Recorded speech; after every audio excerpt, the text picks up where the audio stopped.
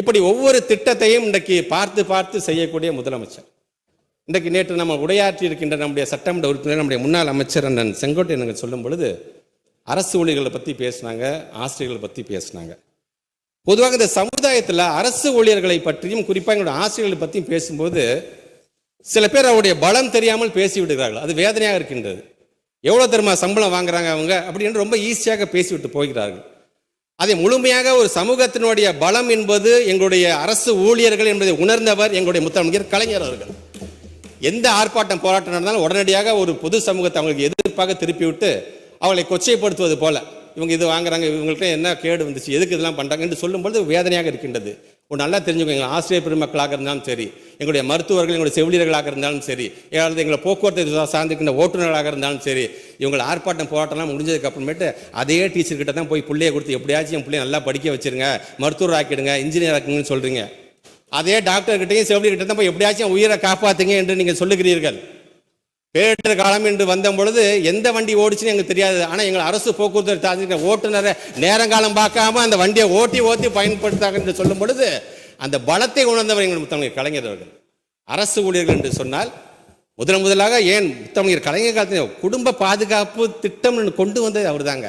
அரசு ஊழியர் நீ இறந்து போயிட்டியா, உனக்கு கருணை அடிப்படையில் நான் உனக்கு வேலை தரேன் என்று சொன்னவரே கலைஞர் தாங்க.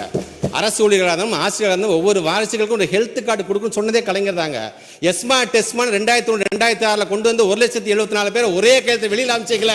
அவங்களை மீண்டும் 2006 2011 என்று வந்த பொழுது நம்முடைய முத்தமிழர் கலைஞர் அவர்கள் தான் மீண்டும் அப்போது இழந்த அந்த சலுகைகளை மீட்டு தந்தது மட்டுமல்லாமல் மீண்டும் அவங்களை வேலைக்கு எடுத்துக்கிட்டதுங்க. ஆக இப்படி ஒவ்வொன்றையும் இன்னைக்கு செய்தவர் நம்முடைய முத்தமிழர் கலைஞர் என்பதற்காக சொல்கிறேன். 10 வருஷம் நீ வேலை செஞ்சியா உனக்கு தேர்வு நிலை ஊதியம், 20 வருஷம் ஆயிடுச்சா உனக்கு சிறப்பு நிலை ஊதியம் உனக்கு. இப்படி ஒவ்வொன்றையும் பார்த்து செய்யக்கூடியவர் நம்முடைய தமிழ்நாட்டுடைய முதலமைச்சர். உங்களுக்கே தெரியும் இந்த ஆட்சி வந்த பொழுது எப்படி இருந்தது இந்த சமூகம். ஆனால் எல்லாரும் முகக்கவசத்தை அணிச்சுக்கோங்க எல்லாரும். ஏன் தமிழ்நாட்டோட முதலமைச்சர் தன்னையே ஒரு தூதுவராக அந்த முகக்கவசத்துடைய பயன் என்று அதை அழைச்சிக்கிட்டு ஒவ்வொரு இடத்துலையும் அதற்கான விளம்பரத்தை இன்னைக்கு அவர் செய்திருக்காரு என்று சொல்வது நாட்டு மக்களை முதல்ல காப்பாற்றணும், அப்புறம் திட்டத்தை கொண்டு வரலாம் என்று சொன்னவர். அன்னைக்கு நிதிநிலை எப்படி இருந்தது, இன்னைக்கு 9.69% இன்னைக்கு மிகப்பெரிய உயர்த்தை எட்டி இருக்கிறோமே, இந்த அளவுக்கு கொண்டு வந்திருக்காரு நம்ம தமிழ்நாட்டோட முதலமைச்சர். அதனால தான் அன்னைக்கு சொன்னவங்கலாம் அன்றைக்கு முகக்கவசமும் மூக்காவம்சம் தான் நம்ம உயிரை காப்பாற்று சென்று பொதுமக்கள் சொல்கிற அளவுக்கு அதை செய்து காட்டியவர். இதையெல்லாம் கடந்து இன்னைக்கு ஒவ்வொரு சார் பணம் நிறைய இருந்துச்சுன்னா வாரி வழங்கக்கூடிய வல்லர் சார் எங்கள் முதலமைச்சர் அவர்கள். எல்லாத்துக்கும் வாரி வழங்க வேண்டும் என்று நினைக்கக்கூடிய முதலமைச்சர். ஒன்று சொல்கிறேன், அரசு ஊழியர்களையோ அல்லது எங்களோட ஆசிரியர் பெருமக்களை பற்றியோ நீங்கள் சொல்லும் பொழுது பெத்த பிள்ளையை தூக்கி கொஞ்சம் போது நெஞ்சில் எட்டி வச்சுன்னா தூக்கி போட்ட மாட்டோம். நம்ம பிள்ளை நம்ம தான் அரவணைச்சுக்க வேண்டும். பல நேரத்தில் எங்கள் விமர்சனம் செய்தாலும் சரி, எங்கள் ஆசிரியர்களும் எங்களுடைய அரசு ஊழியர்களும் நாங்கள் செய்ய வேறு யார் சார் செய்ய போகிறார், இந்த நம்பிக்கை இன்றைக்கும் அவர்களுக்கு இருக்குது என்பதை இந்த நேரத்தில் நான் பதிவு செய்ய கடமைப்பட்டிருக்கின்றேன். செய்திகளை உடனுக்குடன் தெரிந்து கொள்ள கீழ்கண்ட கேபிள் மற்றும் டிடிஹெச் நெட்வொர்க்குகளில் எம்நாடு செய்தி தொலைக்காட்சியை காணுங்கள்.